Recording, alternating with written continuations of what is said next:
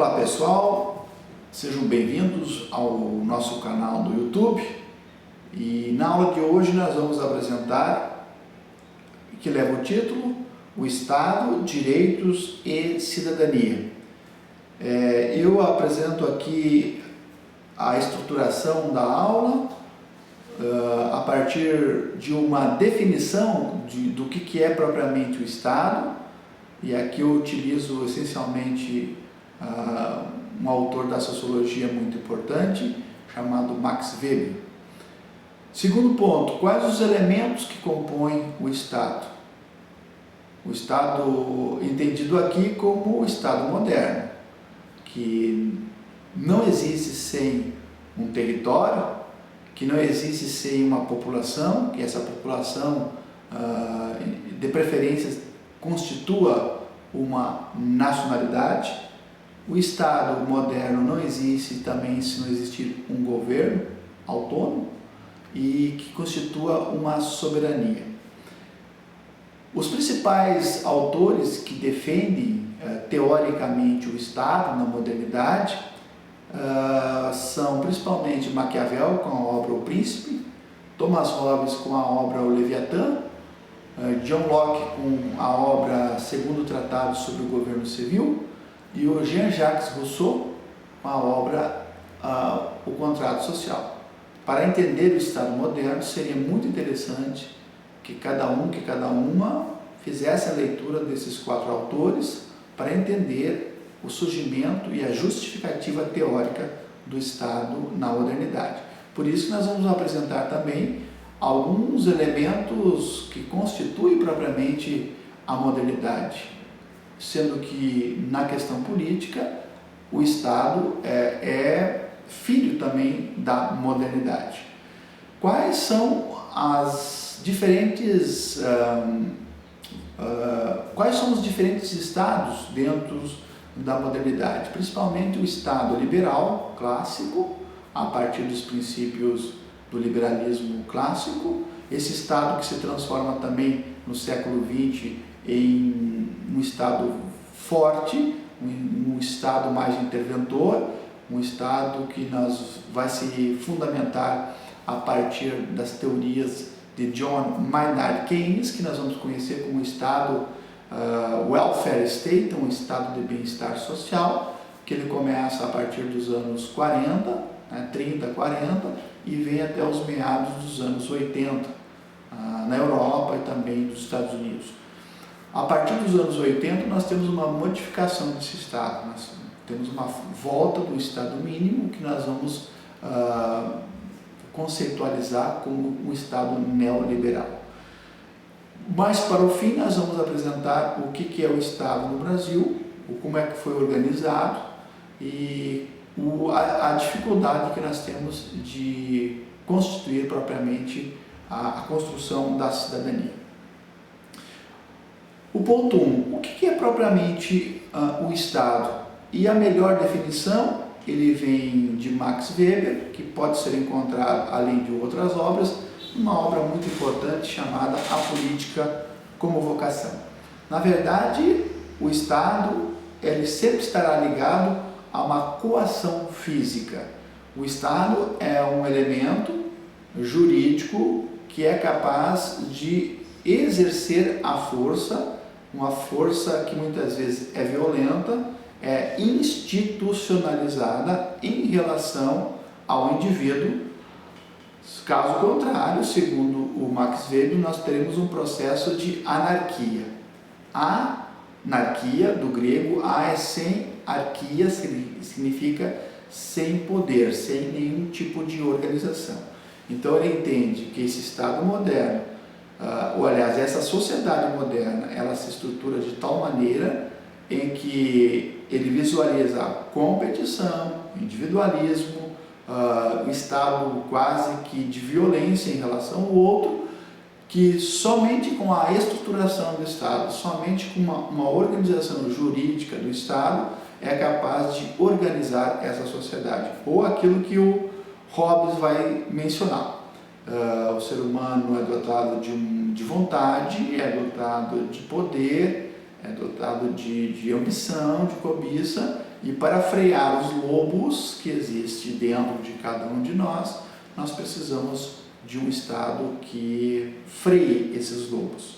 Então, o Estado tem a capacidade de monopolizar o uso legítimo da violência. É a única instituição que é capaz de exercer esse poder. A violência entre os súditos, ela não é legal, mas a violência do Estado em relação ao indivíduo, ela tem uma racionalidade, ela tem uma legalidade. Basta ver os princípios que nós temos de que não existe propriamente dita nada dos nossos atos como indivíduo do que o Estado não tenha conhecimento, né? A partir dos nossos números de CPF, de carteira de identidade, o Estado tem o controle das nossas vidas, de quanto nós consumimos, de quanto nós recebemos os nossos salários, de se a gente viaja, se a gente tem poupança. Há um controle muito grande do Estado em relação a um indivíduo. Então o Estado tem esse monopólio, essa coação, essa violência institucionalizada.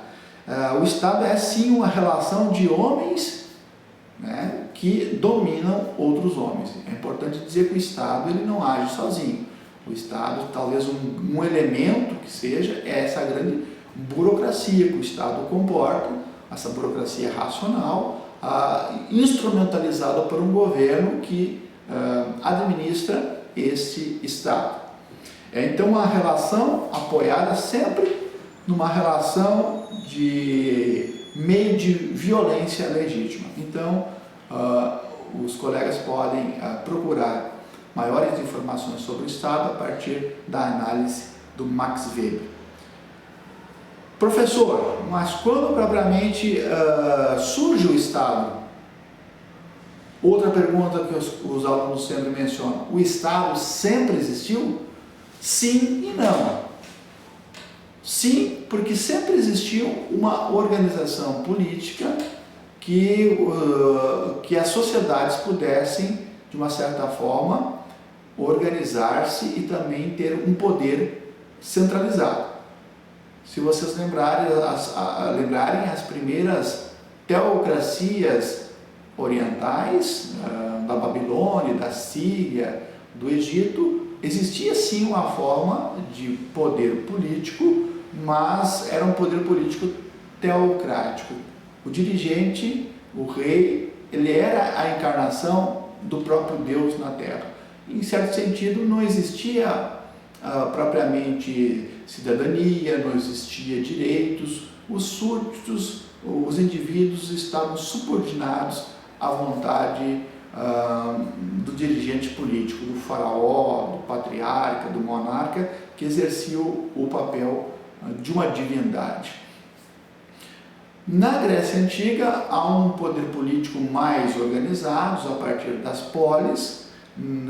Propriamente dito, não é um Estado ainda, né, como nós conhecemos na modernidade, porque não existiam elementos que nós temos hoje, de uma burocracia racional, de uma soberania, embora tivesse territórios, mas não tão determinados os seus limites geográficos, espaciais, como nós temos hoje. Mas a civilização grega conheceu as polis, que eram comunidades autônomas, comunidades políticas, que tinham uma administração política, uma organização social, legal, né, de uma administração, de um direito, mas muito longe daquilo que nós conhecemos hoje. O Império Romano ele se constituiu a partir das tívitas, né, que eram essas cidades dentro de um grande império. Um império que trouxe muitos avanços de conquistar o mundo, né? Toda a Europa foi conquistada em cima desse, talvez, os três grandes elementos que constituem o Império Romano, que são as leis, né? Tanto é que a lei do direito romano ele se perpassa a história medieval e chega até os nossos dias. O direito romano, as águias romanas, que é o exército, treinados, aliados às tropas mercenárias dos bárbaros, dos hunos, dos godos, dos visigodos, dos ostrogodos. Essas tropas mercenárias são muito fortes também, eles utilizaram. Aliás, essas tropas que eram inicialmente aliadas do Império serão elas que posteriormente virão e vão destruir o Império em 410. Átila, o Huno, é um treinado pelo Império Romano, aliado inicialmente. Odoacro, Alarico, são todos os nórdicos que virão depois para destruir o Império. Na Idade Média, a organização política ela se dá a partir dos feudos, não existe propriamente um Estado, cada feudo tem sua administração política, a partir do senhor feudal, que determina o seu poder político em todos os súditos, dentro de uma determinada área geográfica. Então, o Estado, como nós conhecemos, fazendo depois dessa breve recapitulação histórica, é uma criação da modernidade propriamente dita, inserida dentro desse paradigma mais de transformação que vive o final da Idade Média, a partir de 1100, 1200, já com as cruzadas, que é uma tentativa de uma internacionalização, de uma abertura comercial. Nós temos o surgimento das universidades laicas, um pouco separadas e desligadas na Europa desse pensamento mais religioso, mais teocêntrico, mais eclesiástico. Oxford, Cambridge, Salerno, são grandes universidades italianas, francesas, inglesas, que vão determinar um saber mais laico, um saber mais secular, separado nessa dinâmica mais da religião. Então, o ambiente, no final, chamado da Baixa Idade Média, já é favorável a certas transformações sociais, políticas e econômicas. Esse sistema feudal entra em decadência para um outro sistema econômico mais mercantilista. As grandes navegações impulsionam o comércio. É importante mencionar que o Mediterrâneo era inicialmente o mar mais conhecido da Europa, da Grécia, do Império, transitava com facilidade, e o Ocidente era uma incógnita. O Atlântico era uma incógnita, era um mar desconhecido. Embora tivessem noções da sua existência, mas antes de 1492, embora no ano 1000 os vikings já houvessem feito uma navegação aqui na Terra do Fogo, mas antes de 1400 e 1500 não havia o ambiente social, o ambiente político e o ambiente econômico para a conquista do Ocidente, aquilo que nós conhecemos hoje e moramos, que são as Américas. Então, todo esse final de Idade Média desemboca no Renascimento. O Renascimento, que vem de renascer, é uma tentativa de buscar ou retornar a arte, a cultura, a filosofia lá da Grécia Antiga. É o ressurgimento do homem a partir da filosofia humanística.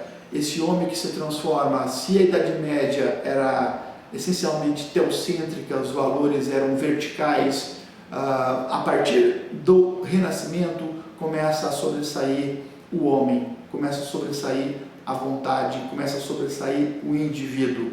Então são características importantes, econômicas, sociais, políticas, que vão fazer com que o mundo se transforme a partir do século XV, XVI e XVII. A partir de então nós teremos um culto à razão. A razão será a grande deusa da modernidade. Antigamente, na Idade Média, o pensamento, ele era, até propriamente a filosofia, se dava sempre a serviço da religião, a serviço da teologia.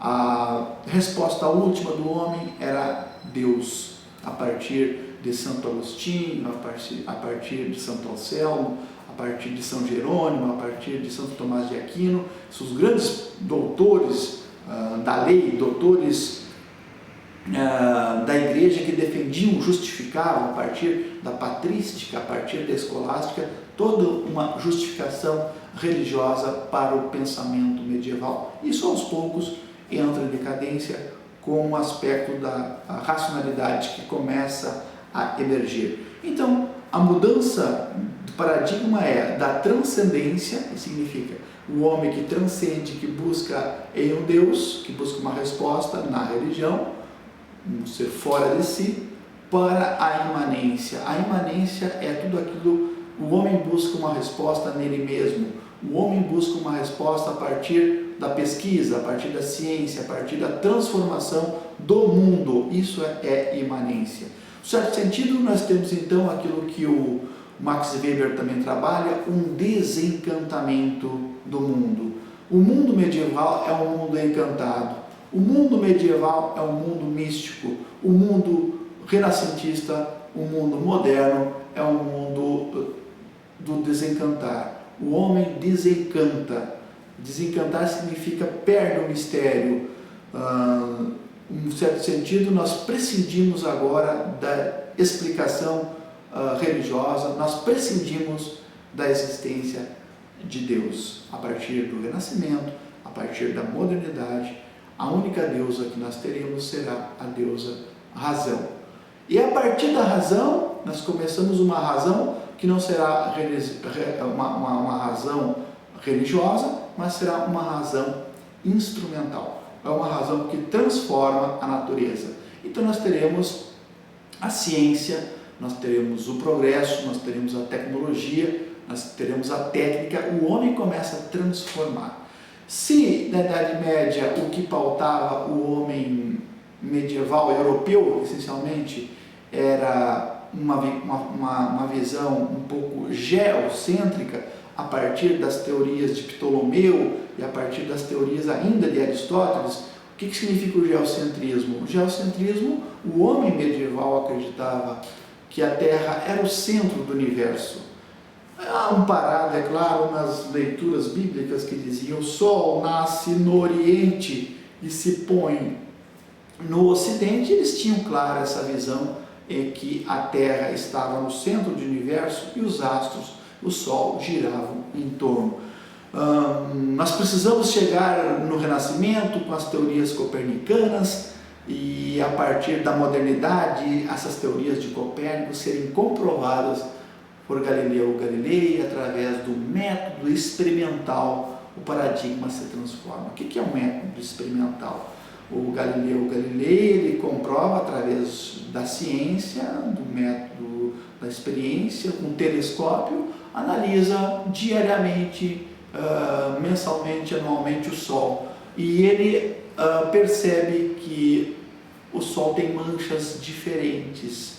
O que tinha mancha ontem já não aparece hoje, a mancha já é diferente. Então ele está percebendo que o Sol está parado e que a Terra está fazendo o giro. Então ele comprova, claro que para isso a Igreja Católica ainda com o monopólio do saber, questiona Galileu Galilei, ele vai ter que se retratar, pedir perdão, dizer que realmente essa invenção é uma invenção da mente dele, para exatamente salvar a sua pele. Mas ele saiu convicto da sala inquisitória, da cadeira, da mesa inquisitória, resmungando a seguinte frase: mas eu tenho certeza do que ela gira, ela gira. Então ele saiu convicto. Sorte maior não teve o filósofo Giordano Bruno, que com a sua pesquisa, racionalidade, ele comprovou que o mundo não era estático, o mundo não era limitado, ele comprovou que o mundo é infinito. E para isso lhe rendeu nada mais, nada menos do que a fogueira. Há filmes, há livros muito interessantes sobre Giordano Bruno, um importante filósofo do Renascimento, da modernidade. Então nós temos agora a crença na ciência, nós temos a fé no progresso, e dentro desse contexto é que surge dentro da política a organização do Estado soberano, do Estado moderno, a partir do apoio de uma classe política, classe econômica interessante, que é a burguesia. A palavra burguesia exatamente ela vem de burgos, que eram esses pequenos comerciantes que moravam em vilarejos, nos entroncamentos, que com a navegação, com o comércio, com o Oriente, com as Índias, elas começam a enriquecer na Europa. Então a burguesia, que era na Idade Média uma classe até então discriminada, excluída, ela começa a ter um poder econômico muito importante, e o primeiro passo, ela se aproxima da nobreza. Se aproxima da nobreza para organizar o Estado político. Então você tem a conjugação da união da nobreza aliada, que entra com o poder político, com os nobres, com os reis, aliado ao poder econômico subsidiado a partir dos burgueses, você tem a organização do Estado moderno. No entanto, com o passar do tempo, você passa desse Estado soberano, absolutista, para um Estado mais liberal, porque a nobreza ela entra em decadência, essa forma, a forma de poder, e a burguesia se pergunta por que os nobres estão no poder dos estados, sendo que somos nós que trabalhamos, nós que produzimos. Então começa o decréscimo desse despotismo, o absolutismo esclarecido, e começa a classe burguesa a ter o controle, principalmente nas famosas revoluções liberais burguesas, 1688, na Inglaterra, a chamada Revolução Gloriosa. Foi pela primeira vez que o poder absolutista é substituído pelo poder liberal, e, no certo sentido, eles instituem o Bill of the Rights. Bill of the Rights significa a Declaração dos Direitos do Homem, o homem que passa a ter direitos civis, direito à vida, direito à liberdade, direito à propriedade, direito à liberdade de expressão. Tudo isso são conquistas liberais. 1776, Emancipação Política Americana, Declaração de Virgínia. Outra constituição importante no avanço dos direitos do indivíduo. E vai culminar com a Revolução Francesa. A Revolução Francesa é o ápice, a tomada do poder político no terceiro estado.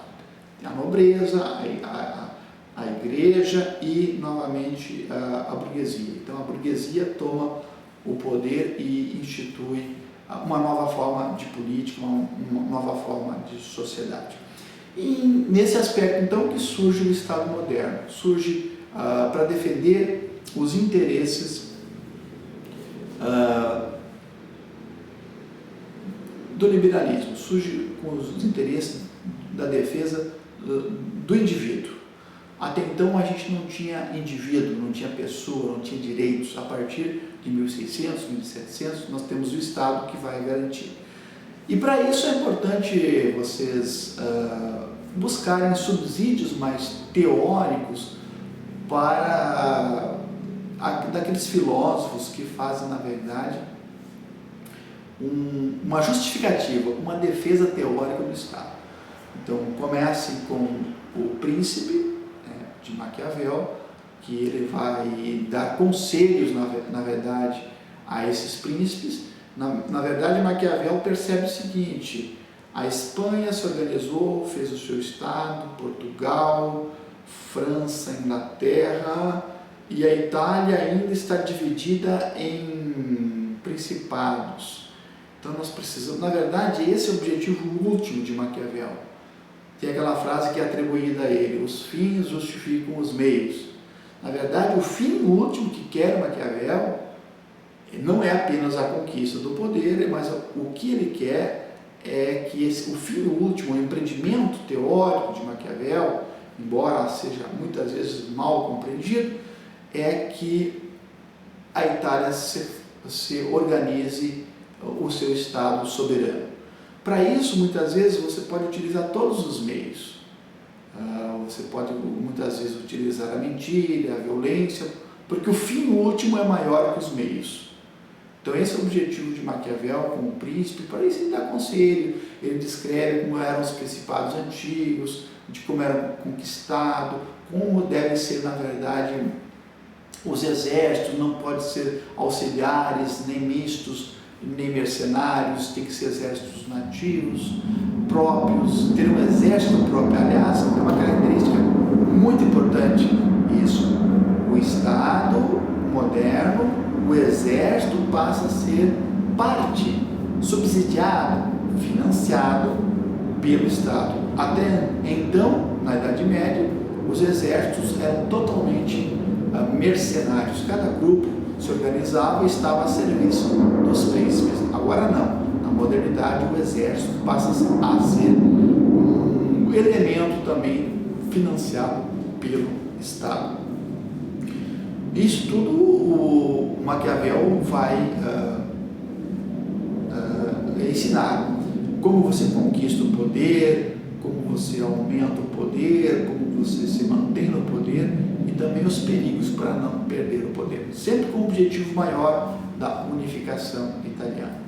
Thomas Hobbes, então, é um dos primeiros e importantes teóricos do contratualismo, escreveu a obra O Leviatã. Na verdade, Hobbes entende que o homem é estado de natureza, que é a ausência de qualquer organização social e política, principalmente.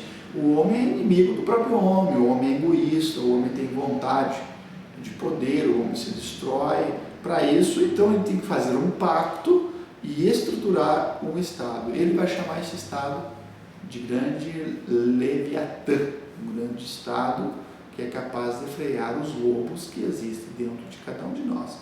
O Locke é o defensor já das ideias liberais, é o defensor dos direitos naturais. O Locke parte do princípio que o homem já nasce com direitos e o Estado vai legitimar então a propriedade, vai legitimar o poder, vai legitimar aquilo que você tem direito, direito à vida, direito à propriedade, direito à liberdade. E o Jean-Jacques Rousseau, no Contrato Social, ele vai sair em defesa da participação. Na verdade, o Rousseau tem uma defesa muito interessante da democracia, dessa forma de participação. Em Hobbes, você tem um indivíduo mais submisso ao Estado. Em Locke, você participa dentro do Estado, um aspecto de participação, e em Rousseau você tem uma participação do indivíduo no Estado. Quer dizer, não existe Estado se eu não participar. Então, a vontade geral, a soma das vontades individuais, a soma de tudo isso se configura numa vontade geral. Em Rousseau não há representatividade, é o indivíduo que toma as decisões a partir do grupo. Então nós temos algumas ideias de como esse